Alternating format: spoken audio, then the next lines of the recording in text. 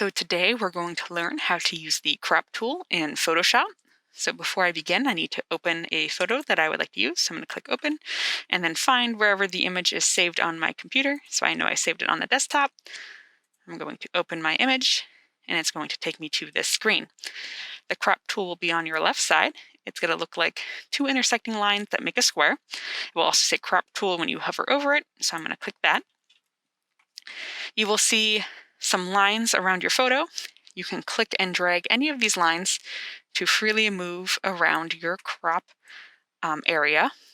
So I can move it up and down, I can move it horizontal, but there's also some presets that exist on the top when you're using the crop tool. Let's say I knew that I was going to have a 5x7 photo frame. I can click 5x7, and this is doing it vertically, but I could change that by using these two arrows. I'm switching the length and the width. So depending on how you wanted to hang your image, for example, I think this makes a better image. I could choose that. And I'm going to click the check mark when I'm done. And you'll notice that I had something checked here that said delete cropped pixels. So what that means is if I try to move this around, anything that was outside of that square area is gone. So I'm going to undo this. I'm going to go back to my crop tool and I'm going to unselect delete cropped pixels. I'm going to pick a different spot of my image and hit the check mark. Now let's say I go back to my move tool and I want to rearrange my photo.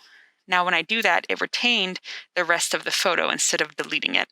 I personally like this feature, so that way I can just move my picture around within that crop shape, opposed to kind of redoing it from the beginning. One more thing I would like to show you about the crop tool is that it also has some grids here.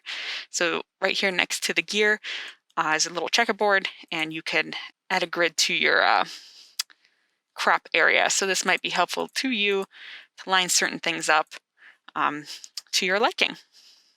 And that is how you use the crop tool in Photoshop.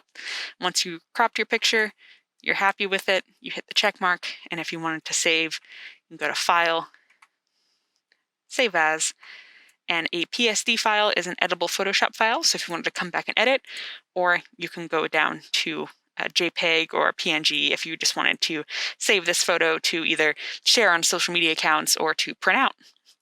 And that is it for using the crop tool. Thanks for watching.